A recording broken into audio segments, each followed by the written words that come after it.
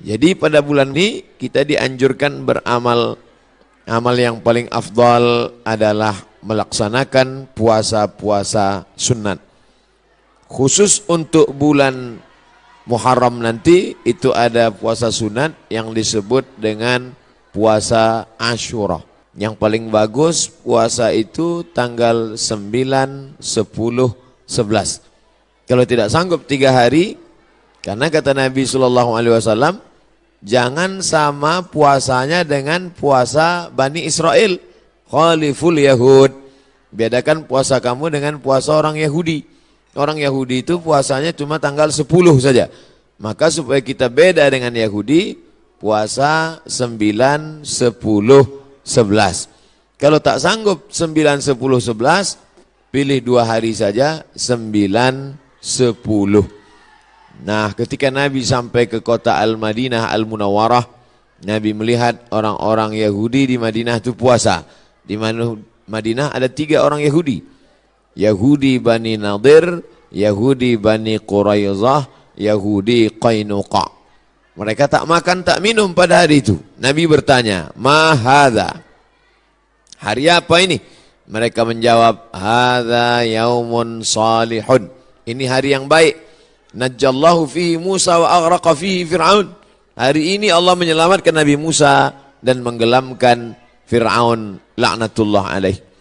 Maka kemudian mereka bersyukur kepada Allah dengan melaksanakan puasa pada tanggal 10 karena Allah sudah menyelamatkan Musa alaihi salam dan menenggelamkan Fir'aun. Maka Nabi Muhammad SAW berkata, "Nahnu ahaqqu bi Musa minhum." Kami lebih berhak terhadap Nabi Musa daripada mereka. Maka Nabi pun melaksanakan, memerintahkan fa'amara bisiyamihi. Nabi memerintahkan puasa. Jadi tentang puasa Asyura ini tidak ada ikhtilaf antara ulama tentang disyariatkannya berdasarkan hadis-hadis yang sahih tuntunan Nabi Muhammad sallallahu alaihi wasallam. Oleh sebab itu kita yang berbadan sehat, khususnya bagi perempuan yang banyak punya hutang puasa kemarin, dengan berpuasa di Asyura 9, 10, 11, dia sudah bisa mengqadha, mengganti 3 hari puasa yang tinggal. Karena perempuan yang kemarin tinggal puasanya di bulan Syawal, di bulan Muharram, di bulan Ramadan, itu bisa diganti bulan Syawal sebanyak 6 hari. Orang yang berpuasa 6 hari di bulan Syawal otomatis dapat pahala puasa sunat walaupun niatnya qadha. Begitu kata Imam Abu Zakaria Al-Ansari dari kalangan mazhab Syafi'i yang disebutkan dalam kitab Fatawa Al-Azhar oleh Syekh Atiyah Saqar. Niatnya niat qadha saja, tidak niat sunat. Karena kalau niat sunat, qadha tak dapat. Tapi kalau niat qadha, maka otomatis pahala puasa sunatnya dapat. Begitu juga dengan orang yang puasa Senin Kamis, niat qadha dia hari Senin, maka qadhanya lunas dan pahala Senin dapat. Niat qadha dia hari Kamis, pahala qadhanya dapat dan otomatis dapat pahala puasa sunat. Begitu juga dengan nanti 3 hari di bulan Asyura, di bulan Muharram itu 9, 10, 11. Niatnya niat qadha, nawaitu sauma qadha'in. Saya berniat puasa qadha mengganti yang Ramadan tinggal kemarin. Apakah karena haid, maaf cakap, atau karena menyusukan anak, atau karena mengandung anak, atau karena baru melahirkan karena nifas. Maka mesti diganti. Cara yang paling efektif adalah sekali dayung 2-3 pulau terlampaui. Walaupun ini masalah perempuan, tapi laki-laki mesti tahu. Karena semua laki-laki punya istri, punya anak perempuan, punya kakak perempuan, punya adik perempuan. Inilah perlunya fiqhul mar'ah, fikih perempuan. Dengan melaksanakan puasa, badan sehat. Karena ternyata makanan yang kita makan itu banyak bakteri racun di dalamnya. Kenapa padi kita bisa tumbuh tak ada dimakan wereng? Karena ternyata disemprot dengan pestisida. Kenapa buah apel yang kita makan itu tidak berulat? Karena ternyata ulat tak mau memakan apel karena ada pestisida. Bahkan ikan asin yang kita makan pun itu kena formalin. Makanya tak dikerubungi lalat. Lalat pun tak mau. Kita aja yang mau makan ikan asin tuh. Oleh sebab itu orang yang pandai ditengoknya mana ikan asin yang tak dikerubungi lalat tak dia beli. Walaupun nampaknya segar. Begitu juga dengan ikan. Dulu kita tahu ikan cuma di es saja. Sekarang ikan disiram, direndam pakai formalin. Akhirnya kita memakan racun. Maka muncullah ada kanker darah, kanker tulang, kanker cancer kata orang barat. Tak ada obatnya sampai sekarang. Ternyata penyakit-penyakit ini bisa hilang dengan menerapkan namanya terapi fasting. Fasting artinya menahan makan. Orang barat tak tahu puasa. Mereka tetap makan buah, makan ringan, minum air putih. Tapi mereka tak makan dari pagi sampai siang sampai malam. Ternyata kalau kita tidak makan, maka badan kita memakan diri kita sendiri. Itulah racun-racun hilang di dalam badan. Kalau orang menerapkan terapi fasting tak makan ini selama 8 hari dalam sebulan. Subhanallah, Masya Allah. Ini belum lahir Nabi, belum lahir lagi orang yang menemukan penyakit ini sudah diajarkan oleh Nabi Muhammad SAW. 8 hari tak makan dalam sebulan, Senin Kamis, Senin Kamis, Senin Kamis, dan Senin Kamis. Maka siapa yang melaksanakan puasa Senin Kamis, tapi yang lebih bagus lagi adalah lebih banyak daripada Senin Kamis. Karena kalau Senin Kamis cuma 8 saja, tapi yang lebih banyak daripada itu adalah 15 hari. Ahabbus shaum ilallah shaumi Daud. Puasa yang paling disukai Allah adalah puasa Nabi Daud alaihi salam. Yasumu yauman, puasa hari ini, makan besok. Puasa hari ini, makan besok. Adapun saya menyampaikan tentang puasa ini karena kebetulan kita di hari baik, bulan baik. Bukan berarti saya sedang puasa, tidak. Jadi jangan nanti ketika diajak makan, Ustadz tuh cuma pandai ceramah aja itu. Buktinya dia makan juga. Ini pun ceramah ini tak terlalu lama. Karena tadi saya dapat kabar cepat sikit, kepiting ini udah mau lari gitu. Bapak Ibu yang dimuliakan Allah Subhanahu wa taala, oleh sebab itu nampaknya di masa akan datang tak bisa lagi kita ceramah dalam masjid, mesti dibuatkan pentas karena jamaah mengamuk-ngamuk. Ini kalau dipeturutkan betanggalan pintu-pintu masjid ini nanti lama-lama. Saya beberapa tablik akbar nih saya minta supaya di dalam masjid. Karena kalau di keramaian ini dibuat pentas, orang ramai, tak semuanya senang. Banyak juga yang takut nengok orang banyak. Nah, jadi saya minta ke panitia dalam masjid aja. Biar supaya tenang, lebih sejuk. Rupanya masyarakat tak bisa dibendung. Nah, inilah buktinya. Mengok, melimpah ruah. Kasihan. Di masa akan datang nanti panjang umur, sehat badan, kita buat di stadion lapangan sepak bola. Untuk hari ini sabar-sabarkan aja dulu. Nah, jadi yang di luar menengok, tengok aja lah layar TV itu sama macam menonton TV One hari biasa. Nanti saya sampaikan, selesaikan dulu pesan-pesan ini. Setelah itu nanti saya jawab beberapa pertanyaan. Setelah itu kami pun akan langsung menuju airport. Karena saya akan berangkat pulang. Ini tausiah yang terakhir. Mudah-mudahan tausiah yang terakhir ini yang terbaik insyaAllah. Jadi intinya pulang nanti Bapak Ibu sekalian, Bapak-bapak sampaikan pesan ke istrinya supaya mengganti puasa. Nanti kalau ada yang bertanya apa isi ceramah Ustaz Somad tadi, supaya kau ganti puasa. Karena suami disuruh Allah, ya ayyuhalladzina amanu, wahai para suami, qu anfusakum, jaga dirimu, wa ahlikum, istrimu, anakmu, naro, jaga dari api neraka, yaitu dengan melaksanakan puasa. Ibu-ibu, perempuan-perempuan banyak tahan makan, tahan minum. Apa nama programnya? Diet. Dia mau diet, kurus. Diet, tahan makan, tahan minum. Tapi orang diet tak dapat pahala. Tapi kalau orang puasa, dua-duanya dapat. Pahala dapat, qadha lunas, pahala sunat dapat, diet menyusul. Dengan syarat jangan diganti di waktu malam. Karena banyak juga mengqadha puasa di waktu siang, mengqadha makan di waktu malam. Nah, tak dapat apa-apa. Oleh sebab itu maka badan sehat, otak sehat, orang yang sedang melaksanakan puasa menanamkan takut kepada Allah Subhanahu wa taala. takut menganiaya orang, takut menengok yang haram, takut membicarakan aib orang.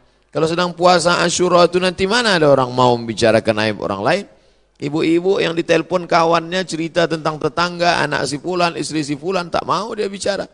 Jangan bicarakan aib orang lain, stop. Nanti malam baru kita bahas, kata dia. Haram, tak boleh. Man lam yada' qaulaz zur, siapa yang tak meninggalkan cakap kotor, cakap yang tak baik, membicarakan aib orang lain, menganiaya, falaisa lillahi hajatun fi ayyada'a ta'amahu wa syarabahu. Tak ada gunanya dia tahan makannya, dia tahan minumnya, kalau tidak menahan cakap kasar, aib, ghibah, namimah.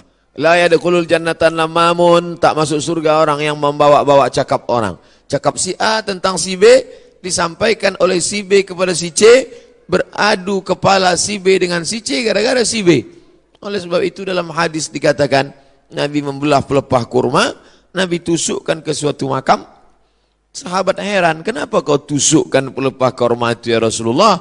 Kata Rasulullah, ini orang yang di dalam kubur ini sedang kena azab. Azab apa? Azab kubur. Itulah makanya sebelum salam kita berdoa, Allahumma inni a'udzubika min azabi jahannam wa min azabil qabri. Minta jauh dari azab kubur. Kenapa dia di azab kubur ya Rasulullah? Ada dua dosa dia. Yang pertama, kena azab kubur karena namam, membawa-bawa cakap orang. Oleh sebab itu kalau lidah ini terpancing mau bicara aib orang lain, stop, diisi dengan zikir, tasbih, tahmid, takbir, tahlil. Tasbih, subhanallah. Tahmid, alhamdulillah. Takbir, Allahu akbar. Tahlil, la ilaha illallah. Kalimatani, dua kalimat. Khafifatani alal lisan, ringan di lidah. Thaqilatani fil mizan, berat pada timbangan hari kiamat. Habibatani ilar rahman, disukai Allah. Subhanallah bihamdihi, subhanallahil azim. Subhanallah bihamdihi, subhanallahil azim. Subhanallah bihamdihi, subhanallahil azim. Jadi yang paling bagus diisi pada bulan haram ini, Dzulqa'dah, Dzulhijjah, Muharram, ini adalah puasa sunat. Tapi ada 4 hari di bulan ini tak boleh puasa. Di antara 3 bulan ini ada 4 hari tak boleh puasa. Itulah dia tanggal 10, tanggal 11, tanggal 12, tanggal 13. Kenapa tak boleh puasa? Karena hari raya, daging kambing melimpah ruah. Walaupun tak semua bisa makan kambing ini, karena asal ditengoknya, baru menengok bungkusnya aja sudah naik darah tingginya. Belum lagi makan dagingnya. Nah, adapun sekarang, inilah masanya membakar kolesterol, membakar karbohidrat, membakar yang kita makan pada saat penyembelihan hewan kurban kemarin. Adapun ibu-ibu, bapak-bapak yang masih banyak daging kurban di freezer itu, sedekahkanlah kepada anak yatim, fakir miskin. Ini udah hari raya yang keberapa ini di bulan Zulhijjah. Sudah mau habis bulan Zulhijjah, masuk bulan Muharram. Tapi kulkas masih banyak yang belum bisa ditutup. Masih menyipak kaki kambing itu lagi. Oleh sebab itu, maka ini menunjukkan kita ini ada sifat tamak. Ada sifat tak ingin rezeki kita itu dimakan orang lain. Padahal puncak keimanan adalah la yu'minu ahadukum, kamu tak beriman hatta yuhibba li akhihi, sampai kau sayang kepada saudaramu ma yuhibbu li nafsihi, sama macam sayang pada diri sendiri. Tak sampai hati kita, makanan itu hanya lewat di leher kita. Kalau enak rendang kambing, gulai, soto, capcay, sop itu di lidah kita, di leher kita, maka kita bagikan kepada yang lain. Makanya kata Nabi SAW, idza tabakhta fa'akthir ma'aha. Kalau kau masak, banyakkan kuahnya. Kita disuruh masak banyak kuah. Untuk apa? Bagi kepada tetangga. Jadi kalau daging tadi tinggal 2-3 potong, masaklah nanti sore, banyakkan kuahnya. Bagikan. Tapi jangan gara-gara ceramah nih, ibu tu hasil bersedekah, kuah aja sih. Apa maknanya? Sedangkan sikit saja dia bisa berbagi, apalagi banyak. Oleh sebab itu maka dalam Islam. Tapi masalah lapar ini tak bisa kita ceritakan. Lapar bukan teori. Tak bisa diceritakan lapar menurut bahasa, lapar menurut istilah, lapar menurut etimologi, lapar menurut terminologi. Lapar mesti dirasakan. Setelah kita rasakan lapar itu, maka muncullah rasa berbagi. Lapar Ramadan sudah lupa, udah agak lama. Ramadan, Syawal, Zulqa'dah, Zulhijjah, 5 bulan setelah itu datang kita disuruh mengingat lapar lagi. Itulah dia lapar 3 hari, tanggal 9, tanggal 10, tanggal 11. Ngaji jangan cuma pengajian aja. Pengajian nonton TV, pengajian di YouTube, pengajian sekarang live langsung cukup. Jangan sekedar pengajian tapi langsung diamalkan. Pulang dari sini ambil spidol, tengok mana kalender, tanggal 9, tanggal 10, tanggal 11, garis di bawah puasa Asyura. Andai maaf cakap pas tanggal 9, 10, 11 dia haid, maka dapat tetap pahalanya karena sudah ada niat. Innamal a'malu binniat. Ibu kenapa tak puasa? Oh, mohon maaf, saya sedang halangan. Tapi niat sudah sampai. Adapun laki-laki tak ada alasan. Kau kenapa tak puasa? Aku niat aja sudah sampai. Anda tetap laksanakan. Maka bapak membangunkan istrinya. Rahimallahu mar'an, Allah merahmati laki-laki yang membangunkan ahli bait keluarganya supaya mengingatkan dia puasa besok. Bu, omak si Pulan, besok puasa, ganti puasa kodok kau yang tinggal Ramadan kemarin. Begitulah beruntungnya kalau punya suami solehah, kalau punya suami soleh, istri solehah. Tapi kalau dapat laki Fir'aun, tak mau tahu dia. Sholat kau sembahyang tidak sembahyang bukan urusanku, puasamu bukan urusanku. Padahal dalam Islam diajarkan kita ini mesti menjaga orang yang ada di sekitar kita, keluarga, tetangga, sahabat, kerabat. Wa anzir ashiratakal aqrabin. Berikanlah peringatan kepada keluarga-keluarga yang dekat. Ini penting sekali tentang masalah puasa ini. Semua penyakit berawal dari lambung. Semua penyakit berawal dari lambung. Oleh sebab itu maka kosongkan lambung, hilangkan bakteri. Coba tengok iklan di TV. Dari bakteri di dalam lambung itu muncul penyakit gula darah, muncul penyakit diabetes, muncul penyakit jantung koroner, muncul penyakit kanker, muncul penyakit makanan. Bagaimana supaya cara makanan tadi hilang? Ini diperbanyak puasa sunat. Bagi yang sudah puasa sunat, alhamdulillah. Bagi yang mencoba, mudah-mudahan disampaikan Allah Subhanahu wa taala niatnya sampai akhir. Jangan takut nanti puasa sunat badan lemas, puasa sunat kecuali dia pekerja berat. Pekerja berat tidak dianjurkan puasa sunat karena dia mencari nafkah. Bapak-bapak dari tentara, kepolisian, dia berat tugas. Polisi lalu lintas. Kalau dia puasa tak sanggup. Jangan untuk menangkap, mengembus semprit itu tak sanggup. Sedangkan ini tugas negara. Tugas ini wajib. Sedangkan ini sunat. Jangan didahulukan yang sunat, meninggalkan yang wajib. Pegawai kantor camat disuruh duduk, pelayan masyarakat dari pagi sampai sore duduk. Tidur pula di musola. Orang mau ngurus KTP, akte kelahiran, perpanjangan segala macam. Mana pegawainya? Tidur di musola. Kenapa? Puasa sunat, makan haram. Karena dia digaji oleh negara, APBN, APBD untuk melayani masyarakat. Bekerja itu wajib, sedangkan puasa ini sunat. Ini kalau ada orang model begini, ini orangnya alim tapi jahil. Alim kok jahil? Semangat beribadahnya kuat, tapi tidak punya ilmu pengetahuan. La ilaha illallah. Tapi tengok pangkal ayatnya. Fa'lam annahu la ilaha illallah. Apa makna fa'lam? Berilmu. La ilaha illallah penting, tapi ada ilmu tentang la ilaha illallah. Siapa itu Allah? Awaluddin ma'rifatullah. Hijrah menuju ridha Allah Subhanahu wa ta'ala. Yang pertama kita bahaskan dulu makna hijrah. Hijrah itu maknanya meninggalkan. Meninggalkan kota Makkah menuju kota Al-Madinah Al-Munawwarah, hijrah. Tapi kalau hari ini orang mengatakan, marilah kita hijrah. Kita nak pindah ke mana? Maka kata Nabi SAW, la hijrata ba'dal fath. Selepas Makkah itu diselamatkan, Fathu Makkah, dibebaskan daripada penyembahan berhala Lata, Uzza, Manat, Hubal, Jibti, Taghut, Naham. La hijrata ba'dal fath. Selepas Fathu Makkah tahun ke-8, maka tak ada lagi hijrah. Jadi kalau ada orang hari ini, marilah kita hijrah. Ya, pagi ini saya hijrah dari Kuala Besut ke Macang. Malam tadi tazkirah di Kuala Besut. Meninggalkan Kuala Besut, sekarang saya di Macang. Hijrah, meninggalkan. Lalu siapa sebenarnya yang hijrah itu? Kata Nabi SAW, al-muhajir, orang yang hijrah adalah man hajara ma nahallahu anhu, orang yang meninggalkan semua yang dilarang Allah Subhanahu wa taala. Itulah orang yang hijrah. Jadi walaupun dia tiap-tiap tahun meninggalkan tahun 1446 tinggal, sekarang 1447, 1447 tahun hadapan kita akan tinggalkan 1448. Sebetulnya dia belum hijrah. Sebab apa?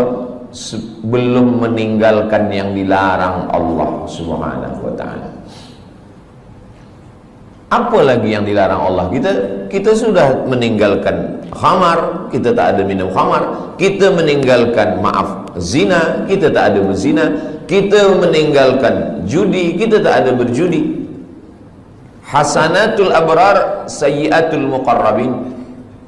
Menurut orang biasa-biasa sahaja itu baik, tapi menurut orang yang amat sangat dekat dengan Allah, itu perbuatan yang tak baik.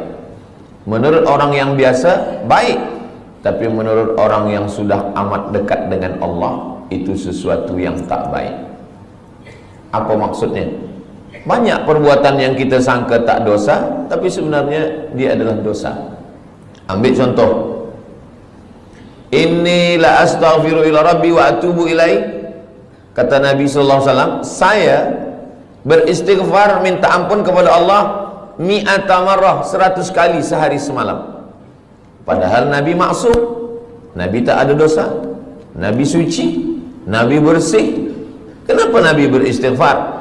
Hadis ini muskil, problem. Maka dibahaskan oleh para ulama, kenapa Nabi beristighfar 100 kali sehari semalam? Padahal dia tak ada dosa, tak ada silap, tak ada salah.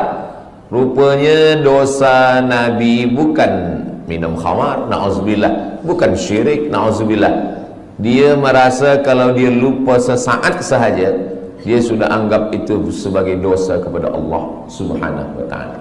Jadi makna hijrah adalah meninggalkan sesuatu walaupun nampaknya kecil, tapi dia membuat kita jauh daripada Allah Subhanahu wa ta'ala.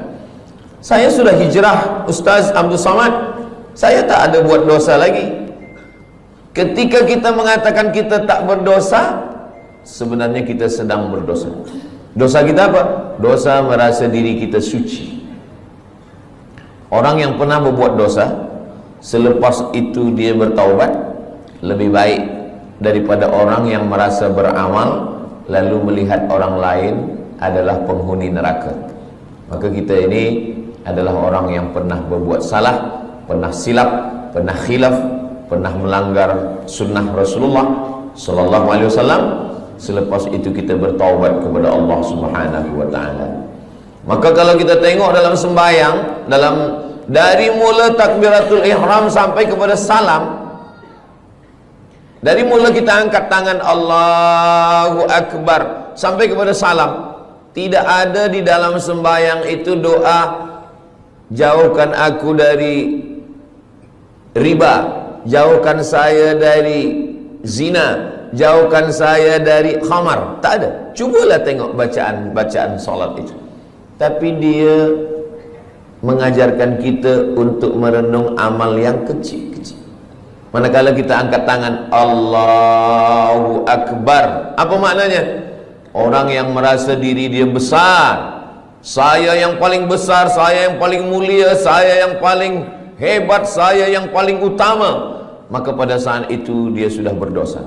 Maka dia katakan, yang besar hanya engkau saja ya Allah. Allahu Akbar kabira. Selepas itu, walhamdulillahi katsira. Puji Banyak manusia ni gila sebab puji.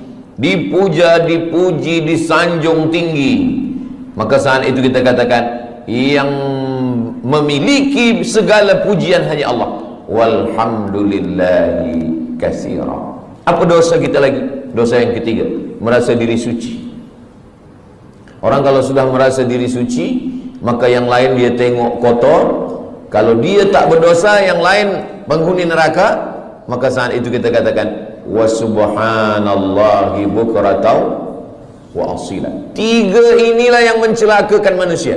Pertama, merasa besar. Kedua, merasa terpuji. Ketiga, merasa suci. Maka tiga ini dibersihkan dalam sembahyang. Allahu akbar kabira, walhamdulillahi katsira, wa subhanallahi bukratan wa asila. Kira-kira kita yang hadir ramai di Masjid Jami' Sultan Yahya Petra Macang ini, beramai-ramai tuan imam, datuk-datuk, datin-datin, semua yang berhadir jemaah ini, siapakah di antara kita ini yang terkena penyakit yang tiga ni? Pertama, merasa besar. Yang kedua, merasa dipuji. Yang ketiga, merasa suci. Tak ada yang tahu. Tapi kalau ditengok daripada zahirnya, yang merasa mulia adalah Ustaz Abdul Somad, sebab dia duduk tinggi, yang lain rendah di lantai. Siapa yang merasa dipuji-puji?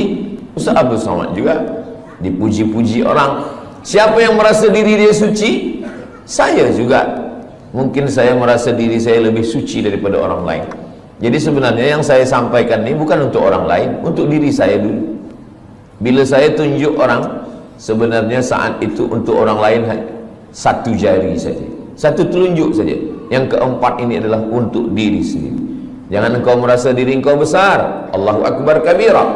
Jangan engkau puji-puji gila dengan pujian. Walhamdulillahi katsira. Jangan engkau merasa diri engkau suci. Wa subhanallahi bukratan wa asila. Jadi hijrah ini dibagi kepada tiga. Hijrah yang pertama, hijrahnya awam. Hijrahnya orang yang paling rendah. Hijrah meninggalkan syirik, hijrah meninggalkan zina, hijrah meninggalkan khamar, hijrah meninggalkan riba, hijrah meninggalkan ghibah. Hijrah nampak. Tapi ada hijrah yang kedua, hijrah meninggalkan takbur.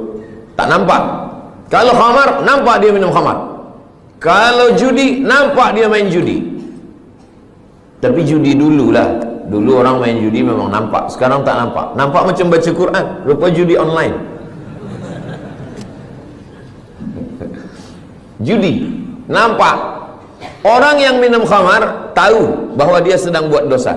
Orang yang berzina tahu bahawa dia sedang buat dosa. Orang yang sedang berjudi tahu bahawa dia sedang buat dosa. Ini hijrah yang rendah sekali. Tapi ada hijrah yang lebih tinggi lagi. Orang yang merasa diri dia sudah beramal, orang yang merasa diri dia paling banyak sedekah, orang yang merasa diri dia paling banyak zikir. Saya yang paling banyak sembahyang sunat, saya yang paling banyak pergi ke Makkah setahun 2 kali, saya yang paling banyak. Makanya ada kitab Talbis Iblis. Iblis itu bila dia tak berhasil mengajak orang minum khamar, bila dia gagal mengajak orang berzina, bila dia gagal mengajak orang syirik, dia masuk dari pintu yang kedua. Apa itu? Dia buat orang merasa beramal. Yang pertama ni banyak orang sukses, banyak orang berhasil. Dia tidak berjudi, dia tidak berzina, dia tidak minum khamar. Tapi manakala iblis masuk dari pintu level yang kedua, yang lebih tinggi, yaitu merasa diri lebih mulia, merasa diri sudah banyak amal, merasa diri penghuni surga, merasa yang lain adalah kotor. Pada saat itu, apa kata Nabi SAW? Man kana fi qalbihi, siapa yang dalam hatinya mithqala habbatin min khardalin min kibrin, siapa yang dalam hatinya ada sombong, angkuh sebesar biji sawi, la yadkhulul jannah, tak masuk surga. Man kana fi qalbihi, siapa yang dalam hatinya mithqala habbatin min khardalin min kibrin, ada sombong, merasa diri lebih saja. Iblis masuk ke dalam neraka bukan kerana digoda syaitan. Tidak ada satu pun ayat, tak ada satu pun hadis yang mengatakan bahwa iblis masuk ke neraka kerana digoda syaitan. Tak ada. Sebab apa? Sebab syaitan dialah induk syaitan. Macam mana syaitan nak goda dia? Iblis tidak pernah menyembah Lata, Uzza, patung, kayu, batu, hantu, tak ada. Iblis tidak menyembah apapun. Dia menyembah Allah. Lalu kenapa dia keluar daripada surga? Allah Ta'ala bertanya. Allah bertanya bukan Allah tak tahu. Allah Maha tahu. Tapi Allah nak bagi tahu bagi sesiapa sahaja yang tak tahu. Malaka anta takabbara fiha. Kenapa engkau merasa diri engkau besar? Engkau merasa diri engkau mulia, wahai iblis. Apa kata iblis? Khalaqtani min nar. Engkau ciptakan aku daripada api. Wa khalaqtahu min tin. Adam kau ciptakan daripada tanah. Ana khairum minhu. Saya lebih mulia daripada dia. Iblis dikeluarkan daripada surga bukan kerana minum khamar, bukan kerana berzina, bukan kerana menyembah berhala, bukan kerana perbuatan yang zahir, tetapi kerana perbuatan yang batin. Jadi hijrah kita adalah meninggalkan yang zahir. Selepas itu level yang kedua adalah meninggalkan yang batin. Hasad, dengki, busuk hati, merasa mulia, merasa lebih hebat, merasa banyak amal. Tapi ada yang lebih tinggi lagi, lalai mengingat Allah Subhanahu wa ta'ala. Wala takum minal ghafilin. Jangan jadi orang lalai. Itu maka bila kita semua gerak kita ini mesti cepat balik kepada Allah. Kenapa dalam Islam ni banyak betul doa. Nak makan, Allahumma barik lana fi ma razaqtana wa qina azabannar. Selepas makan, alhamdulillahilladzi at'amana wa saqana. Nak tidur, bismika Allahumma ahya wa amut. Jangan dibaca sekarang, boleh tertidur. Jaga daripada tidur. Alhamdulillahilladzi ahyana ba'da ma amatana wa ilaihin nusyur. Menengok muka di cermin, inna lillahi wa inna ilaihi raji'un. Allahumma kama hassanta khalqi fahassin khuluqi. Kenapa banyak betul dalam Islam ni doa-doa? Naik kereta, subhanalladzi sakhkhara lana hadza wa ma kunna lahu muqrinin wa inna ila rabbina lamunqalibun. Bismillahi majriha wa mursaha inna rabbil ghafurur rahim. Kalau orang faham, sebenarnya setiap gerak kita mesti ingat kepada Allah Subhanahu wa ta'ala. Inilah hijrah level yang ketiga. Jadi kalau yang pertama mungkin kita dah tinggalkan semua yang haram-haram. Alhamdulillah Ustaz Somad, saya tak ada guna narkotik lagi, saya tak ada minum khamar, tak ada. Kenapa? Sebab tak ada yang jemput saya. Kalau free saya ikut juga. Na'udzubillah. Betul-betul lillahi ta'ala. Level yang kedua, bersihkan hati. Dia tak nampak lagi dosa-dosa yang tak nampak lagi, tapi dia ada dalam hati. Maka kata Nabi, ala fil jasadi mudghah. Di dalam badan ini ada seketul, ada segumpal, ada sekepal. Idza salahat salahal jasadu kullu. Kalau dia bersih, yang lain ikut bersih. Wa idza fasadat, kalau dia rosak, yang lain ikut rosak. Saya semalam bertolak daripada Pekanbaru Riau menuju Kota Baru. Masuk airport, kita lalu di pintu detektor. Kalau ada bawa besi atau bawa pisau, bawa apa, dia berbunyi. Dia berbunyi. Tak boleh lalu. Ustaz, jangan masuk dulu. Alhamdulillah. Kalaulah ada pintu macam itu juga, orang Jepun buatkan pintu detektor, tapi dia bukan untuk besi. Detektor untuk penyakit takbur. Dipasang di pintu Masjid Jami' Sultan Yahya Petra Macang. Siapa yang masuk pintu ni berbunyi. Jamaah lalu berbunyi dia kecil. Tapi bila Ustaz Somad lalu, selepas itu Ustaz Somad pula yang bercakap kepada jamaah bagi tazkirah, marilah kita bersihkan hati kita. Semua jamaah tersenyum. Hati Ustaz lebih kotor daripada hati kan? Sebenarnya kita Dimuliakan Allah bukan kerana kita mulia, tapi karena Allah masih sayang, lalu dia menutupi isi hati kita. Cuba kalau Allah tak sayang, sekali kita sombong, Allah tumbuhkan satu tai lalat di muka kita. Mungkin muka kita ini dah hitam semua. Sekali kita merasa hasad, terus saja dinampakkan Allah secara zahir, tapi Allah masih sayang dengan kita. Allah masih tutup aib kita. Allah masih sayang dengan kita. Allah tak nampakkan itu di hadapan manusia. Maka amalan yang paling elok adalah amalan istighfar. Astaghfirullahalazim alladzi la ilaha illa huwal hayyul qayyum wa atubu ilaih. Amalan yang lain boleh membuat orang sombong. Saya khatam Quran 1 hari 2 juzuk, saya khatam Quran 1 bulan 10 kali, boleh buat orang sombong. Saya profesor, boleh buat orang sombong. Tapi amalan istighfar, makanya ada orang kadang istighfar saja amalannya, astagfirullah, astagfirullah. Tapi jangan sebab tazkirah ini dibalik-balik. Saya tak ingin kaji kita ini dibalik. Selepas ini bila ada orang, maksud saya, bila selama ini memang hafaz Quran, teruslah murajaah, jangan berhenti. Jangan sebab tazkirah Ustaz Abdul Somad ni, nanti petang balik dari masjid Jami' ni ditanya, awak tak baca Quran? Nanti kalau baca Quran ni kita boleh sombong. Jadi kita istighfar saja. Bukan itu maksud saya. Kita tetap baca Quran, kita tetap hafaz Quran, kita tetap buat baik sedekah, tapi bersihkan hati kita dengan memperbanyak istighfar. Istighfar pun betul-betul dari lubuk hati yang paling dalam. Itulah makna hijrah. Astaghfirullahalazim alladzi la ilaha illa huwal hayyul qayyum wa atubu ilaih. Sebab setengah orang ada dia nak ingin supaya banyak. Sebab kata tok guru, engkau istighfar 100 kali sehari.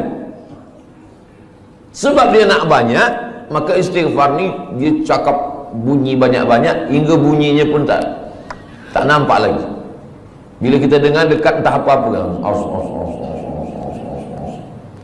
macam makan bumbu kacang hijau panas.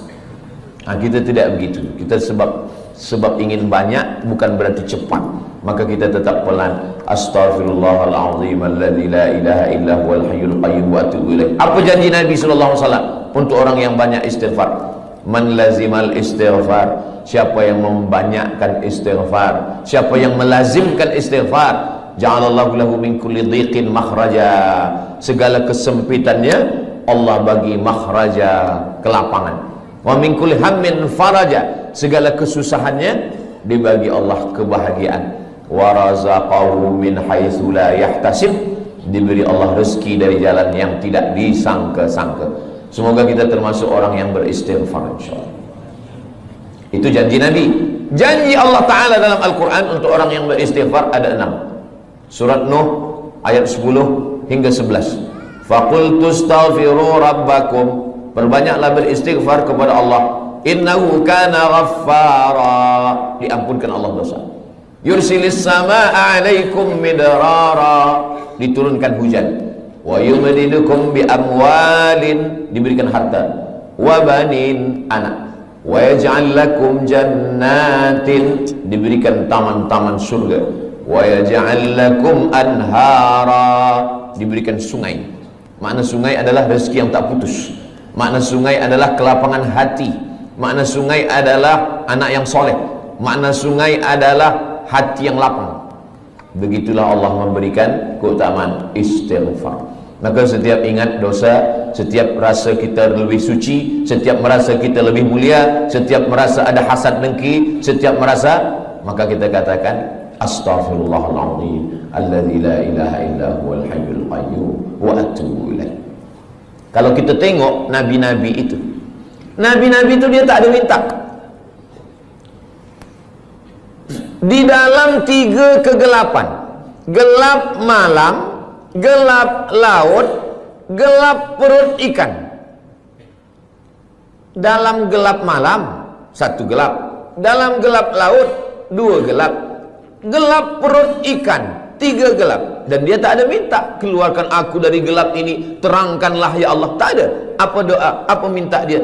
La ilaha illa anta subhanaka inni kuntu minaz zalimin. Anak kita pun hafaz. Cuma kadang kita lupa. Bila lampu padam, kita pun terkejut. Padahal kita hafaz. La ilaha illa anta subhanaka inni kuntu minaz zalimin. Banyak orang menghafaz doa. Banyak orang menghafaz doa, tapi setakat menghafaz. Bila kita hanya menghafaz doa dan kita lupa bila peristiwa itu terjadi, maka kita lebih kurang macam burung yang boleh bercakap.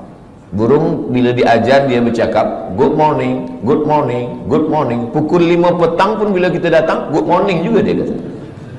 Sebab apa? Sebab dia menghafaz saja. Banyak orang menghafaz doa, tapi dia tidak berdoa. Banyak orang menghafaz zikir, tapi sebenarnya dia tidak berzikir. Maka makna zikir itu adalah mulut menyebut, hati mengingat, fikiran dengan penuh kesedaran. Mulut menyebut subhanallah, alhamdulillah, la ilaha illallah, wallahu akbar, afdalu dzikri fa'lam annahu la ilaha illallah. Lalu kemudian hati mengingat. Kalau mulut menyebut berbunyi, bersuara, lidah bergerak, tapi ketika hati tak ada bunyi, tak ada suara. Makanya kalau ada seseorang diam saja, itu dia sedang mengingat. Bila kita tanya, awak ingat siapa? Bini saya. Alhamdulillah, asal jangan bini orang, na'udzubillah. Allah Subhanahu wa taala ajarkan kita ini semua supaya apa? Supaya kita hijrah. Hijrah daripada lalai kepada zikir, hijrah daripada syirik kepada tauhid, hijrah daripada maksiat kepada taat. Maksiatnya ada yang zahir, maksiat ada yang batin, dan maksiat ada yang paling halus sekali adalah lalai. Kenapalah Allah bagi saya sakit, Ustaz Abdul Samad? Padahal saya ni kalau sihat, saya boleh membina masjid. Kalau sihat, saya boleh menolong anak yatim. Saya ni baik kalau sihat, tapi kenapa saya sakit? Kalau kamu sihat, kamu bersama nikmat Allah. Tapi kalau kamu sakit, kamu bersama Allah. Orang kalau sedang sihat, dia bersama nikmat Allah. Tapi kalau sedang sakit, dia sedang bersama dengan Allah. Allah ingin antara dia dengan hambanya tidak lagi ada penghalang. Nikmat pun boleh menjadi penghalang. Makanya Nabi Muhammad SAW, apa kata Allah Ta'ala? Yas'alunaka 'anil khamri wal maisir.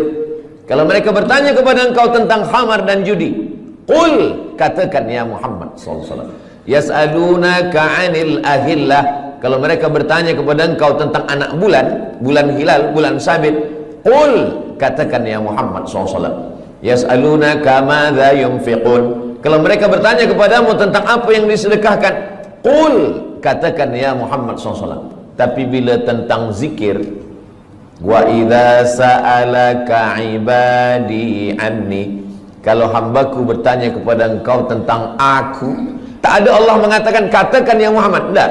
Tapi Allah terus saja berkata, wa idza sa'alaka ibadi anni fa inni qarib, aku dekat. Apa kata ahli tafsir? Allah ingin supaya antara kita dengan Allah tak ada sempadan, tak ada perantara, tak ada penghalang, tak ada apapun, supaya kita ingat kepada Allah. Jadi kalau kita dah buat baik, kita dah hijrah, kita dah taubat, tapi kita tetap juga dibagi Allah sakit, sebenarnya Allah ingin supaya kita sujud lebih lama, supaya kita mulut lebih banyak berzikir, supaya kita berdoa tangannya mengangkat ke atas, supaya kita melelehkan air mata. Orang kalau hidupnya senang, kenyang, tenang, biasa doa biasa-biasa saja. Tapi kalau dia sedang susah, payah, maka doanya lebih khusyuk. Orang kalau hidupnya senang, tenang, kenyang, doa biasa saja. Kadang doa pun tangan di atas kaki. Kalau ada orang berdoa tangan di atas kaki, itu sama maknanya nak bagi-bagilah ke tidak pun tak apa. Tapi kalau Nabi, cubalah tengok macam mana Nabi berdoa malam perang Badar. Nabi pada malam perang Badar, tarikh 2 hari bulan Ramadan, pada saat itu Allah 17 Ramadan, Yaumal Furqan, Yaumal Taqal Jam'an, 17 Ramadan, Nabi SAW pada tahun kedua, kena 2 hijrah, Nabi SAW mengangkat kedua tangannya. Dan ketika itu Nabi meletakkan surbannya di bahunya, datang angin kencang, jatuh. Biasa orang kalau surbannya jatuh, dia angkat surban dulu. Tapi Nabi tetap. Datang Sayyidina Abu Bakar Siddiq, hasbuka ya Rasulullah, cukuplah itu ya Rasulullah. Nabi tetap juga berdoa kepada Allah Subhanahu wa ta'ala. Jadi hijrah ini betul-betul kita hijrah, bukan setakat pindah dari tahun 1446, tapi kita pindah kepada tahun 1447, meninggalkan semua yang dilarang Allah Subhanahu wa ta'ala. Hijrah. Tajuk kita kajian duhani 2. Pertama, hijrah. Yang kedua, menuju ridha Allah. Hijrah daripada maksiat kepada taat, hijrah daripada lalai kepada zikir, hijrah daripada bakhil menuju kepada sedekah. Alhamdulillah Ustaz Somad, dulu suami saya ini orangnya bakhil, tapi selepas 1447 ini, selepas dia mengaji duha dengan Ustaz Abdul Somad, sekarang dia sudah baik. Dulu semasa dia bakhil, kalau ada orang membina masjid, buat tahfiz Quran, dia bagi RM1 saja. Sekarang RM1 1 sen. Merubahlah agak banyak sikit. Nabi SAW mengatakan, yatsba'ul mayyita salasun, yang mengiringi mayat jenazah orang mati tak banyak. Walaupun Ustaz Abdul Somad mati, ramai jamaah datang, tapi sebenarnya 3 saja. Yang pertama, mal, harta, kereta, motosikal, semua ikut mengiring, tapi sampai ke tempat parking saja. Yang kedua, ahluhu, isteri, anak, menantu, kawan, sahabat, jiran, semua ikut mengiring, tapi hanya sampai ke tepi liang lahat saja. Yarji'usnani, yang 2 ni balik ke rumah. Wa yabqa wahidun, yang kekal, yang tinggal hanya 1. Wa amaluhu amal. Dan di antara amal yang banyak ini, ada haji, ada umrah, ada zikir, ada hafaz Quran, ada baca Quran. Di antara 3 amal-amal yang banyak pun, di antara amal itu, orang-orang mati itu kalau ditanya dia, wahai mayat-mayat, wahai jenazah-jenazah, wahai orang mati, maukah kamu hidup lagi? Dalam Al-Quran Allah Ta'ala bercerita khas untuk itu. Orang mati itu menjawab, laula akhartani ila ajalin qarib, ya Allah, kalau engkau bagi kami hidup lagi, bagilah kami hidup lagi ya Allah, qarib, kejap, sikit saja, 1 minit, 1 second pun boleh engkau bagi hidup kami. Kata Allah Ta'ala, kalau aku bagi kamu hidup, kamu nak buat apa? Mereka tak ada cakap kami nak buat haji, tak ada. Kami nak buat umrah, tak ada. Kami nak buat sembahyang, tak ada. Lalu Allah tanya, kamu nak buat apa kalau aku bagi hidup? Fa'as-saddaqa, kami ingin bersedekah. Kami ingin bersedekah.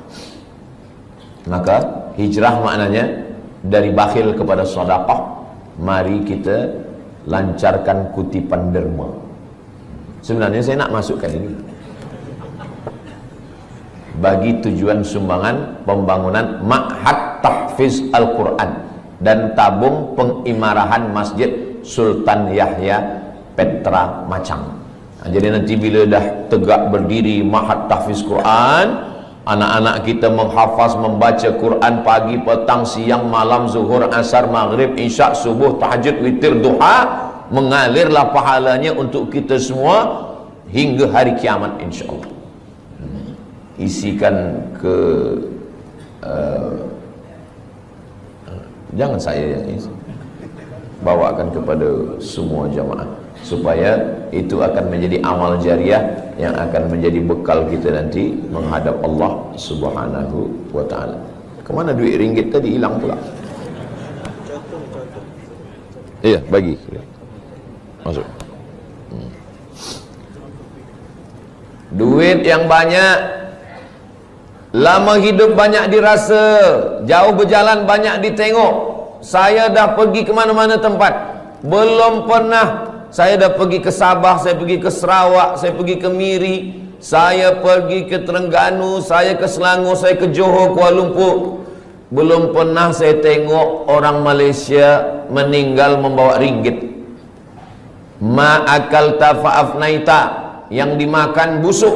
Wa ma labista fa'ablaita, yang dipakai lapuk. Wa ma tasaddaqta fa'amdaita, yang disedekahkan untuk ma'had tahfiz Quran Masjid Jami' Sultan Yahya Petra Macang, inilah yang akan kekal abadi hingga hari kiamat nanti insyaallah. Amin ya rabbal alamin. Rumah besar yang kita tinggalkan bila kita mati, habis, diambil semua oleh ahli waris, anak kita, cucu kita, semua bertukar, sijil-sijil semua hilang. Kita pun akan menjadi sesuatu yang terlupakan, orang tak ingat lagi dengan kita. Tapi ma'had tahfiz ini insya-Allah semua budak-budak akan belajar membaca Quran, berzikir, belajar sembahyang. Nanti dia pula akan mengajar anak dia, isteri dia, murid-murid dia. Itulah yang boleh menolong kita di hadapan Allah. Niatkan sedekah ini untuk almarhumah emak saya, almarhum ayah saya. Jadi boleh dapat dua-dua. Kita dapat, orang-orang tua kita pun dapat. Datang sahabat Nabi namanya Sa'ad, berjumpa kepada Nabi Muhammad sallallahu alaihi wasallam. Ya Rasulullah, ummi matat, mak saya sudah meninggal dunia. Afa atasaddaqu anha? Kalau saya bersedekah, sampaikah sedekah ini kepada almarhumah mak saya? Kata Nabi sallallahu alaihi wasallam, tasaddaq, bersedekahlah. Itu dalil bahawa sedekah ni sampai. Ayu sadaqatu afdal, apa sedekah yang paling afdal? Kata Nabi, suqiya al-ma', memberi air minum. Kalau air minum saja sampai, apalagi kelas tahfiz. Kalau air minum saja sampai, apalagi gedung binaan yang tinggi, 2 aras, 3 aras, 4, budak-budak boleh belajar sembahyang. Maka insya-Allah itu menjadi cahaya sesuai dengan doa kita, Allahumma ja'al quburahum rawdatan min riyadil jinan, jadikan kuburnya salah satu daripada taman-taman surga insyaallah. Amin ya rabbal alamin. Kalau saya bacakan Al-Fatihah untuk almarhumah mak saya, ayah saya, maka automatically sampai. Tapi kalau saya nak bacakan Al-Fatihah untuk orang lain, saya mesti sebutkan ila ruhi fulan bin fulan fulanah binti fulan. Itu maka bila malam tahlil kita baca ila arwahi fulan bin fulan wa fulanah binti fulan. Sebab apa? Sebab orang lain. Sebab sebenarnya tak ada hubungan nasab. Tapi sedekah, siapa dulu yang berwakaf tanah masjid ni, siapa yang membina masjid ni, saya tidak perlu menyebutkan untuk fulan bin fulan. Kenapa? Itulah beza sedekah dengan bacaan Al-Quran. Begitu juga dengan amal-amal yang sedekah ini. Semua orang yang bersedekah, membina masjid, tahfiz Quran, tanpa dia sebutkan namanya, maka kita semua yang ada di masjid ini, dari mulai tahiyatul masjid, solat duha, subuh tadi, zuhur, asar, maghrib, isya, sampai hari kiamat, mengalirlah pahala dia. Sebenarnya kalau kita pikir-pikir, kita ini lebih lama di atas tanah atau di dalam tanah? Imam Syafi'i lahirnya di Gaza. Gaza sekarang, Gaza. Mudah-mudahan Allah menolong saudara kita di Gaza.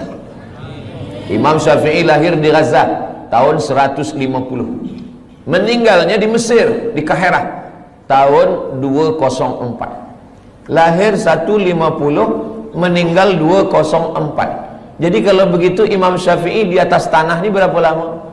54 tahun sahaja. 54 tahun. Tak sampai umur Nabi 63 tahun. Imam Syafi'i lebih lama dia di atas tanah, hanya 54 tahun.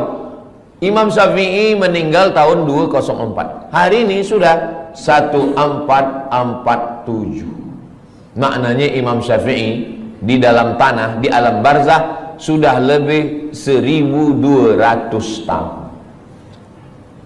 Tapi Imam Syafi'i amal dia tak putus. Malaysia, Patani, Brunei Darussalam, Moro Filipina, Indonesia, Yaman, Mesir, Iraq, Jordan, semua bermazhab Syafi'i. Jadi kalau kita tengok jam, itu setiap detik, itu setiap second itu orang menyebut Syafi'i, Syafi'i, Syafi'i, Syafi'i, Syafi'i, Syafi'i. Dari mana kita tahu sembahyang? Dari perukunan Melayu. Perukunan Melayu itu diambil daripada mana? Dari kitab Sabilal Muhtadin, Syekh Muhammad Arsyad Al-Banjari. Sabilal Muhtadin diambil daripada mana? Dari kitab-kitab fiqh mazhab Syafi'i. Kitab fiqh mazhab Syafi'i yang paling kecil, Matan Taqrib.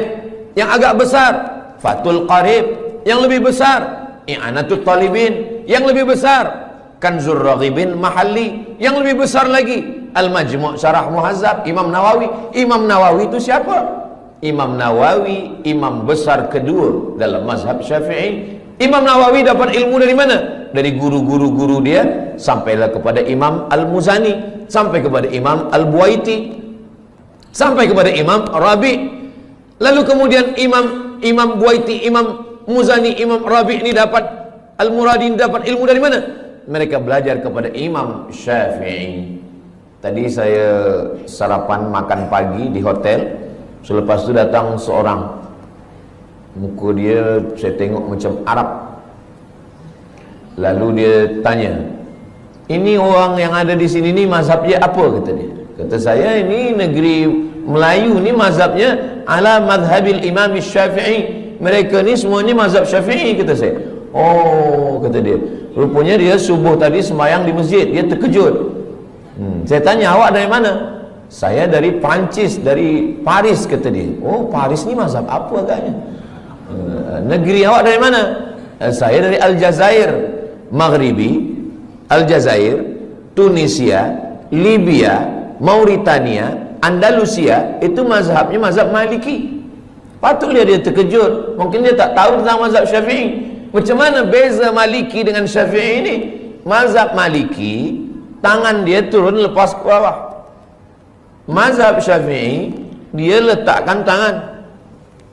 Maliki lepas ke bawah. Mazhab Maliki tak ada baca bismillah, terus saja Alhamdulillah, Allahu Akbar, Alhamdulillahi Rabbil Alamin. Oh, kalau begitu Makkah Madinah itu Maliki? Tak, itu Hambali. Hambali ada bismillah, tapi kecil aja. Alhamdulillahi Rabbil Alamin. Sedangkan mazhab Syafi'i, bismillah dia jahar. Bismillahirrahmanirrahim. Subuhnya mazhab Syafi'i berkunut selepas rukuk. Sami'allahu liman hamidah, Allahumma hdina fi man hadait. Maliki kunut dia selepas ayat sebelum rukuk. Qul huwallahu ahadunillahus samadu lam yalid wa lam yulad wa lam yakul lahu kufuwan ahad. Kunut dia tak berbunyi. Mazhab Syafi'i kunut dia setengah berbunyi, setengah sir. Mazhab Maliki kunut dia tak berbunyi semua. Mazhab Hambali tak berkunut. Kalau suami saya Ustaz Abdul Somad, dia tak berbunyi, tak berkunut dan tak sembahyang. Itu mazhab Abu Lahab lah. Saya ingin nak sampaikan, walaupun Imam Syafi'i duduk atas dunia ni 54 tahun, tapi amal dia 1200 tahun sampai hari kiamat. Orang masih tetap waqala al-Imam Syafi'i, waqala al-Imam Muhammad bin Idris Asy-Syafi'i. Kita, apa yang boleh kita tinggalkan? Meninggal kita hari ini, esok orang dah lupa dengan kita.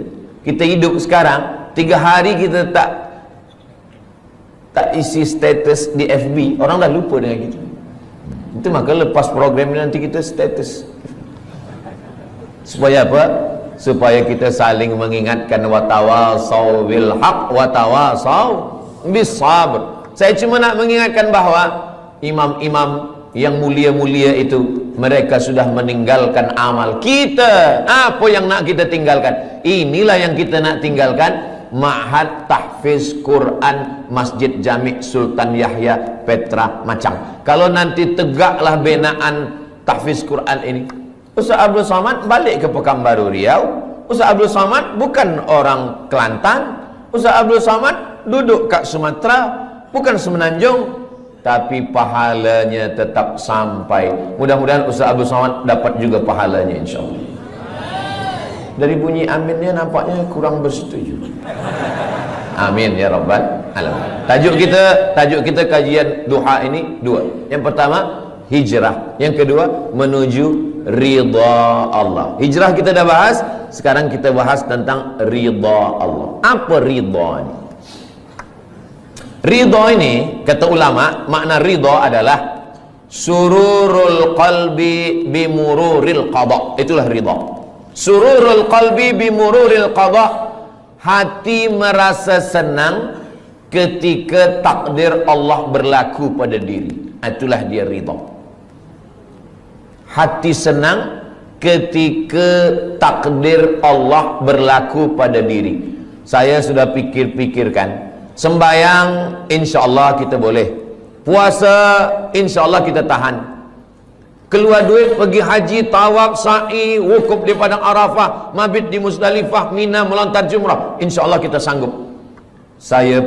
Diri saya sendiri, yang paling berat dalam ajaran Islam ini adalah ridha. Ridha inilah yang paling berat. Maka saya jarang sekali membahaskan tentang ridha, sebab ridha ini berat. Tapi bila saya sampai ke masjid Jami' ini, saya tanya Tuan Imam, apa tajuk kita? Hijrah menuju ridha Allah. Ini mesti saya sampaikan, tak boleh tak disampaikan. Sururul qalbi bimururil qada. Petang semalam saya duduk dengan ahli keluarga yang menjadi aksiden beberapa waktu lalu, meninggal beberapa penuntut student daripada Terengganu dalam aksiden bas. Lalu kemudian saya diminta untuk menyampaikan ayat-ayat Al-Quran untuk memberikan kesabaran, ketabahan. Saya bila menyampaikan itu, yang terpikir dalam hati dan pikiran saya, Ustaz Somad suruh orang sabar bacakan ayat, tapi yang meninggal ni anak orang lain. Macam mana kalau anak ustaz yang kena? Mungkin kalau anak saya yang berlaku pada anak saya, ahli keluarga saya, mungkin ayat itu pun hilang, hadis-hadis itu pun terbang. Tapi itulah Allah Subhanahu wa taala. Maka dia suruh ketika orang lain yang kena musibah, kita yang memberikan kesabaran. Ketika ada dua orang perempuan, seorang perempuan ni anak dia meninggal, datanglah jiran dia mengatakan, sabar, engkau sayang pada anak engkau, Allah lebih sayang. Allah pinjamkan anak itu kepada engkau setahun, 2 tahun, lepas tu dia ambil. Sabar ya, sabar. Lalu jiran dia ni pun sabar. Rupanya tak lama selepas itu anak dia pula meninggal. Menangis dia lebih kuat lagi. Rupanya kita ni paling senang adalah menasihati orang lain. Tapi bila kita yang terkena, suatu ketika Nabi lalu di kubur. Masa Nabi dilalu di kubur tu, rupanya ada seorang perempuan sedang berziarah di kubur anaknya. Kata Nabi, sabar. Sabar ya, kata Nabi. Dia marah. Apa kata dia? Alaika anni innaka lam tusab bi musibati. Pergi engkau sana. Jangan suruh saya sabar. Engkau mengatakan suruh sabar-sabar tu sebab engkau tak kena musibah macam saya. Pergi sana. Selepas itu orang bagi tahu dia, kamu tahu tak siapa yang kamu halau tadi? Tidak, itu Nabi. Lepas itu dia pun pergi jumpa Nabi SAW. Ya Rasulullah, maafkan saya. Saya tadi memang tersilap, terlupa, saking susahnya hati saya, saking kan sedihnya hati saya, anak saya meninggal, maka saya halau engkau ya Rasulullah. Kata dia, sekarang saya dah sabar ya Rasulullah. Apa kata Nabi? Innamas sabru fis sadmatil ula. Sabar itu pada pukulan yang pertama. Pada saat kita terpukul yang pertama, disitulah nampak mana yang ridha, mana yang tidak. Mudah-mudahan kita dibagikan Allah keridhaan insyaAllah. Ustaz, pernahkah mengalami musibah? Ya, saya ikut exam untuk menjadi pensyarah. Dari mula bawah saya dah ikut. Dia tanya mana sijil BA. Ni sijil BA daripada Azhar. Mana sijil master? Ni sijil master daripada Darul Hadis Al-Hasaniyah Maghribi. Berapa tulis dulu tesis? Ni Saya tulis Rijalul Muwatta' was Sahihain alladzina dha'afuhum an-Nasa'i fi kitab ad-du'afa wal matrukin jam'an wa dirasatan. Nih, selepas itu semua dah okey, selepas itu temu bual. Dia tanya, awak baru balik dari Maghribi? Ya. Nak jadi pensyarah? Ya. Dah berapa lama mengajar? Belum ada, sebab baru balik lagi. Tinggal berdua saja. Yang akan menjadi pensyarah ni seorang saja, dan kami berdua. Saya berharap, ya Allah, sayalah yang jadi pensyarah ni, ya Allah, tolonglah ya Allah. Kalau saya jadi pensyarah ni, saya nak tolong mak saya nak senangkan dia, saya nak bawa dia ke Mekah, saya nak balas budi baik dia, tolonglah ya Allah. Rupanya takdir berkata lain. Kawan saya kirim, masa tu belum ada WhatsApp lagi, kirim SMS, Abdul Somad, engkau tidak lulus menjadi pensyarah. Saya turun, rasa-rasa tanah tu lembut macam dodol, rasa-rasa tanah tu macam berlumpur, lunak dipijat. Begitulah rupanya. Jadi saya pun menyampaikan sururul qalbi bimururil qada, ini kata ulama, bukan kata saya. Kalau kata saya, memang berat menjalani ridha, menerima takdir Allah SWT. Seorang pemuda datang, saya dah doakan lama supaya berjodoh menikah dengan dia dalam tahajud saya, ya Allah. Tiba-tiba saja datang jemputan, barakallahu lakuma wa baraka alaikuma wa jama'a bainakuma fi khair. Macam mana ni Ustaz Abdul Somad? Tentu saya nak kuatkan hati dia. Kuatkan hati kamu. Bunga bukan setangkai, kumbang bukan seekor, patah tumbuh hilang berganti, hilang satu tumbuh seribu. Oh, dia boleh kuat. Saya kuat Ustaz. Tiba balik di rumah, meleleh air mata, hancur berkeping. Saya nasihatkan kepada pemuda-pemuda belia-belia, maka lapangkan hati, pandang jauh dunia. Dunia ini, jangan menjadi pemuda belia berkata engkaulah perempuan satu-satunya. Itu bohong, dusta. Begitu banyak perempuan. Saya saja, saya yang udah tua macam ini, yang umur sudah 48 tahun, lahir 18 hari bulan Mei 1977, udah tua, kurus, hitam. Cubalah tengok di komen-komen Instagram, di YouTube tu, masih ada orang tulis, Ustaz Abdul Somad, jadikan saya yang kedua ya. Saya nak bagi tahu supaya dunia ni bukan sempit betul. Dunia ni sebenarnya lapang. Lalu yang membuat dunia ni sempit siapa? Kita sendirilah yang membuat dunia ni sempit. Dunia ini adalah apa yang ada dalam fikiran kita. Makanya Nabi Musa dengan Nabi Muhammad SAW itu beza. Kalau Nabi Musa itu dia berdoa, Rabbi syrahli sadri, lapangkan dadaku, wa yassirli amri, mudahkan urusanku, wahlul uqdatan min lisani, lancarkan lisanku, yafqahu qauli, supaya orang faham apa yang aku sampaikan. Tapi Sayyidina Muhammad SAW, dia belum berdoa Allah dah bagi. Apa kata Allah? Alam nashrah laka sadrak, sudah aku lapangkan dadamu. Maka saya dua-dua ni saya pakai, Rabbi syrah li sadri wa yassir li amri wahlul 'uqdatam min lisani yafqahu qawli. Tapi yang untuk Nabi Muhammad pun saya baca juga, alam nashrah laka sadrak wa wada'na anka wizrak alladhi anqadha dhahrak wa rafa'na laka dhikrak. Dua kali Allah ulang, fa inna ma'al usri yusra. Sekali lagi, inna ma'al usri yusra. Kenapa diulang dua kali? Kata ahli tafsir, at-tikrar lit-taukid. At-tikrar, diulang-ulang itu lit-taukid, untuk menekankan makna. Esok kabar-kabarnya Ustaz Somad datang ke Masjid Jami' Sultan Yahya Petra Macang. Betul.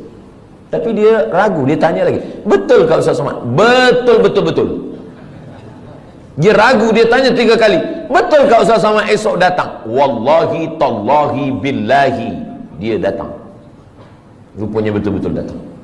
Jadi pengulangan itu maka diulang Allah. Fabi ayyi ala'i rabbikuma tukadziban. Kenapa kamu masih mendustakan lagi nikmat Allah Subhanahu wa taala? Nah, Macam mana kita boleh mencapai sururul qalbi bimururil qada? Ustaz Abu Samad nak bahaskan tentang hati senang menerima takdir. Dia pun dulu waktu menerima takdir itu dia risau, dia gelisah, dia susah. Kita semasa senang banyak kawan, semasa gelak banyak sahabat. Tapi bila kita susah, kita sedang dipertemukan dengan teman sejati. Orang yang senang, ketawa, banyak kawan. Tapi kalau kita sedang susah, disitulah kita punya sahabat yang baik. Ketika Nabi dikejar dalam peristiwa hijrah, siapa sahabat-sahabat yang paling dekat? Sayyidina Abu Bakar Siddiq, Sayyidina Ali bin Abi Talib. Maka kalau kita ingin ridha kepada takdir Allah, jangan bersendirian. Man syadda syadda finnar. Siapa yang sendiri-sendiri masuk neraka. Alaikum bil jamaah, maka hendaklah kita berjamaah. Masalul mukminin kamasalil asjar. Orang beriman ni macam pokok kayu. Pokok kayu kalau dia sebatang, datang angin kencang patah. Tapi kalau pokok kayu ni ramai, pokok kayu yang ramai, datang angin dari sini, ditolong kayu yang ini. Datang angin dari sini, ditolong kayu sini. Maka kita bersama-sama berjamaah, jangan bersendirian. Sembayang berjamaah. Ni kadang pemuda belia ni sekarang bila kita tanya, kenapa awak tak pernah datang ke masjid Jami? Saya tengok tak pernah ke surau. Kenapa tak sembayang berjamaah? Saya nak jaga hati saya supaya jangan riak. Ini kerja setan. Kata setan, awak jangan sembahyang ke masjid. Nanti bila sembahyang ke masjid, hati awak riak, dipuji orang, ditengok orang, diambil gambar orang. Jadi awak baik sembahyang di kamar, di bilik. Nanti bila dia sembahyang di bilik, apa kata setan? Kalau awak sembahyang, awak merasa sudah beribadah. Jadi yang paling elok jangan sembahyang. Alladzi yuwaswisu fi sudurin nas minal jinnati wan nas. Yang berbisik ni dua. Yang pertama jinnati, yang kedua nas. Kalau yang berbisik ini jinnati, senang kita nak halau dia. Allahu la ilaha illa huwal hayyul qayyum. Tapi kalau yang berbisik ni nas, kita halau dia dengan ayat kursi, dia hafaz Yasin. Maka berjamaah supaya kita senang menerima takdir Allah berjamaah. Bila kita lupa, bila kita silap, bila kita khilaf, bila kita selalai, ada orang lain yang ingatkan kita. Yang kedua, wasta'inu bis sabri. Sabri maknanya menahan. Sabri maknanya imsak. Sabri maknanya saum. Makanya bulan Ramadan itu disebut dengan fasum saumas sabri. Sabri menahan. Tahan tangan, jangan pukul-pukul pipi. Sebab dulu orang kafir musyrik jahiliyah bila ada keluarga dia mati dia potong. Rupanya sekarang ni saya tengok ada video, ada satu suku di Afrika ke di mana, bila ada keluarga yang mati, kita mesti sedih seperti mati. Maka bila ada keluarga yang mati, jari ni mesti dipotong. Iya kalau yang mati satu, kalau 10? Dalam Islam kita diajarkan untuk menahan. Tahan pipi, jangan dipukul. Tahan tangan, jangan menarik. Sebab dulu bila ada orang meninggal, menarik-narik rambut, mencakar-cakar muka. Syukur kalau yang ditarik rambut dia. Kalau rambut orang lain, wasaqqal juyub, mengkoyak-koyak baju, jangan sampai. Maka kita tahan tangan. Lisan, mulut, kenapa ayah saya, kenapa mak saya, kenapa isteri saya, kenapa suami saya, tahan mulut.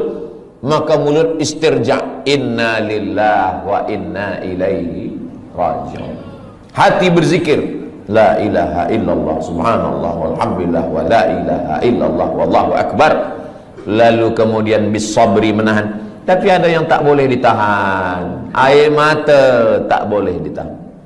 Air mata meleleh.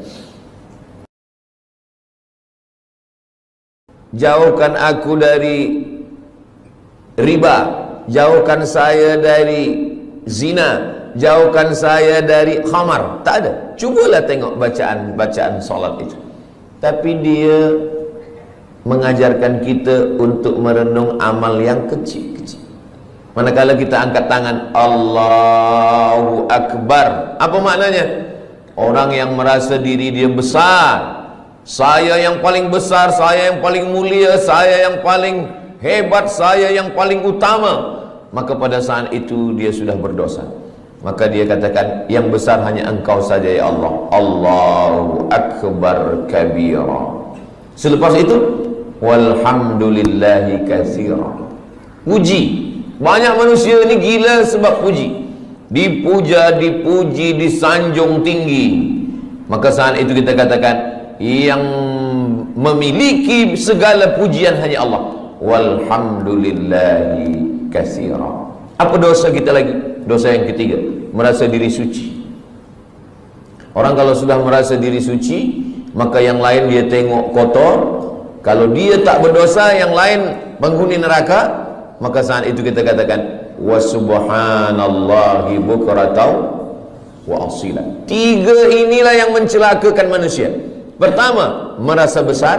Kedua, merasa terpuji. Ketiga, merasa suci. Maka tiga ini dibersihkan dalam sembahyang. Allahu akbar kabira, walhamdulillahi katsira, wa subhanallahi bukratan wa asila.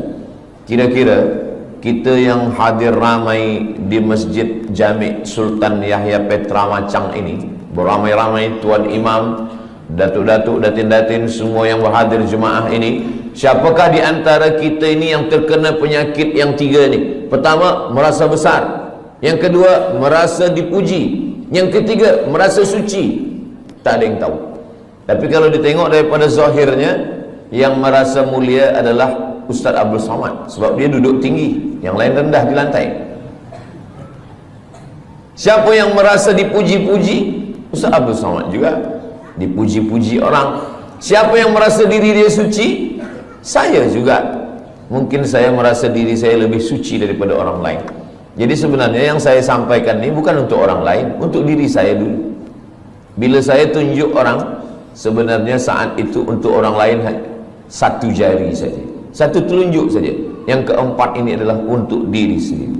Jangan engkau merasa diri engkau besar. Allahu akbar kabira. Jangan engkau puji-puji gila dengan pujian. Walhamdulillahi katsira. Jangan engkau merasa diri engkau suci. Wa subhanallahi bukratan wa asila. Jadi hijrah ini dibagi kepada tiga. Hijrah yang pertama, hijrahnya awam, hijrahnya orang yang paling rendah. Hijrah meninggalkan syirik, hijrah meninggalkan zina, hijrah meninggalkan khamar, hijrah meninggalkan riba, hijrah meninggalkan ghibah. Hijrah nampak. Tapi ada hijrah yang kedua, hijrah meninggalkan takbur. Tak nampak. Kalau khamar, nampak dia minum khamar. Kalau judi, nampak dia main judi. Tapi judi dululah. Dulu orang main judi memang nampak. Sekarang tak nampak. Nampak macam baca Quran, rupa judi online. Judi nampak. Orang yang minum khamar tahu bahawa dia sedang buat dosa. Orang yang berzina tahu bahawa dia sedang buat dosa. Orang yang sedang berjudi tahu bahawa dia sedang buat dosa. Ini hijrah yang rendah sekali. Tapi ada hijrah yang lebih tinggi lagi.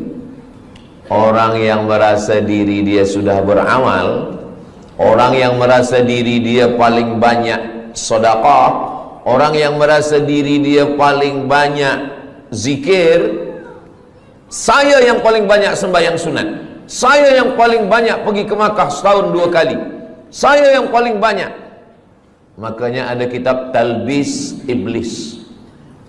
Iblis itu bila dia tak berhasil mengajak orang minum khamar, bila dia gagal mengajak orang berzina, bila dia gagal mengajak orang syirik, dia masuk dari pintu yang kedua. Apa itu? Dia buat orang merasa beramal. Yang pertama ni banyak orang sukses, banyak orang berhasil. Dia tidak berjudi, dia tidak berzina, dia tidak minum khamar. Tapi manakala iblis masuk dari pintu level yang kedua, yang lebih tinggi, yaitu merasa diri lebih mulia, merasa diri sudah banyak amal, merasa diri penghuni surga, merasa yang lain adalah kotor. Pada saat itu, apa kata Nabi SAW? Man kana fi qalbihi, siapa yang dalam hatinya mithqala habbatin min khardalin min kibrin, siapa yang dalam hatinya ada sombong, angkuh sebesar biji sawi, la yadkhulul jannah, tak masuk surga. Man kana fi qalbihi, siapa yang dalam hatinya mithqala habbatin min khardalin min kibrin, ada sombong, merasa diri lebih saja.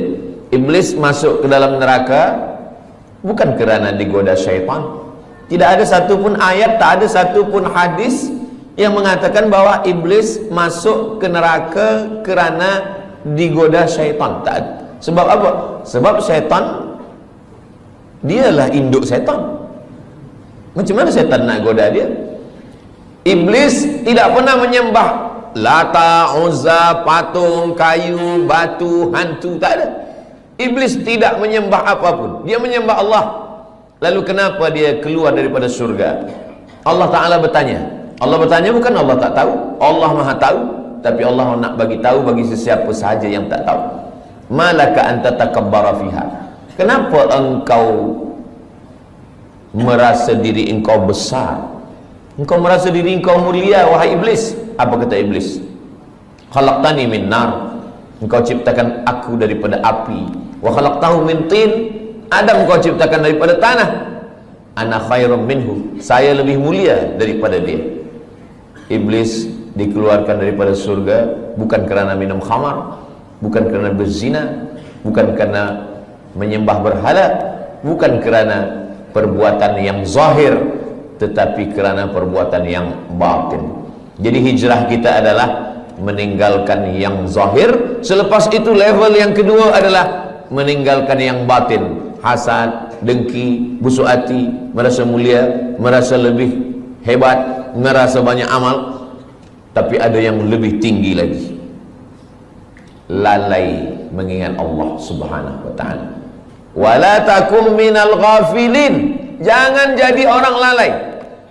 Itu maka bila kita semua gerak kita ini mesti cepat balik kepada Allah. Kenapa dalam Islam ni banyak betul doa. Nak makan, Allahumma barik lana fi ma razaqtana wa qina azabannar. Selepas makan, alhamdulillahillazi at'amana wa saqana. Nak tidur, bismika Allahumma ahya wa amut. Jangan dibaca sekarang, boleh tertidur. Jaga daripada tidur.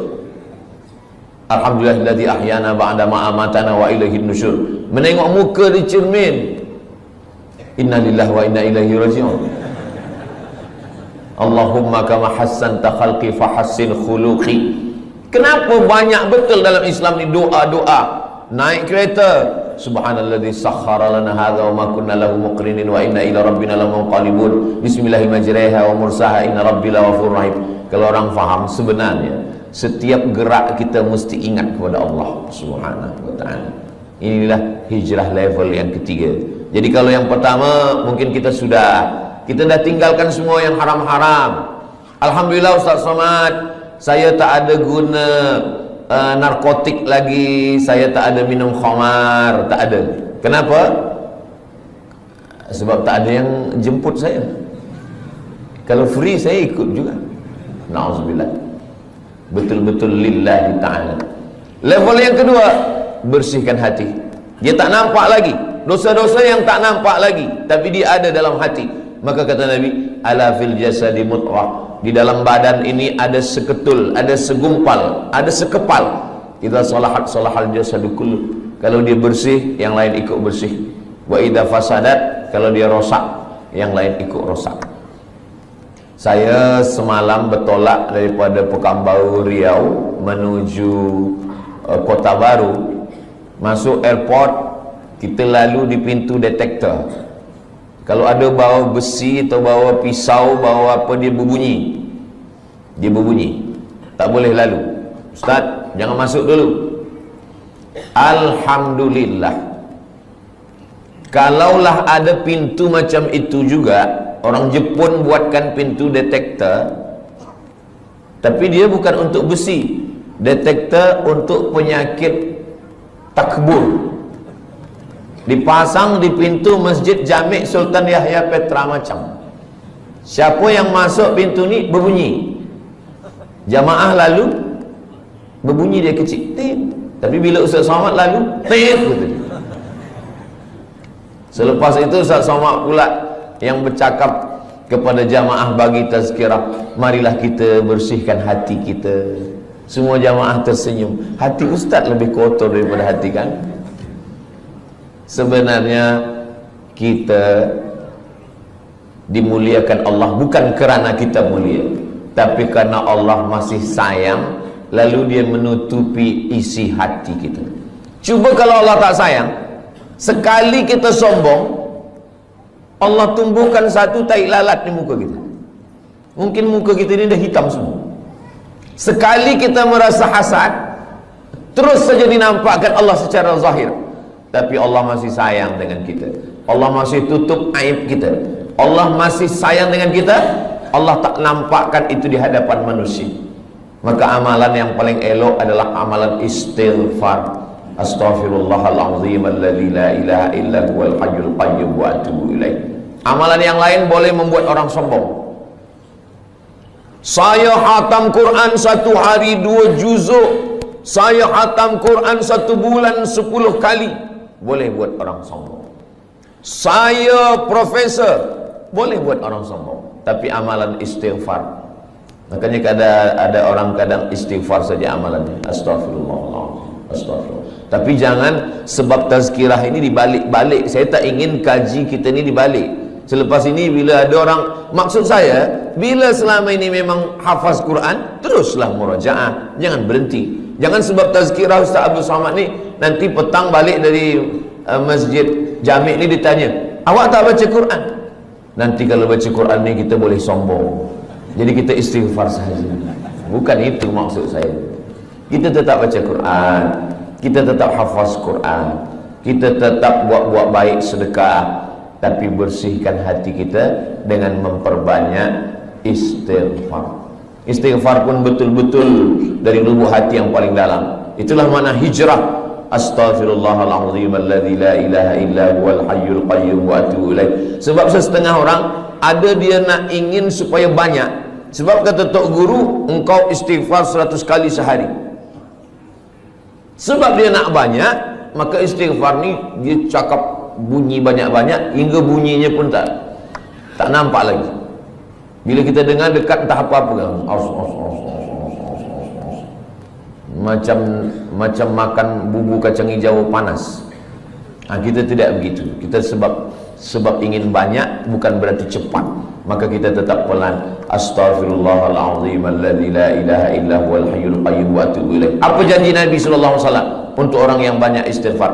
Man lazimal istighfar, siapa yang membanyakkan istighfar, siapa yang melazimkan istighfar, ja'alallahu lahu min kulli dhiqin makhraja, segala kesempitannya Allah bagi makhraja, kelapangan. Wa min kulli hammin faraja, segala kesusahannya dibagi Allah kebahagiaan. Wa razaqahu min haitsu la yahtasib, diberi Allah rezeki dari jalan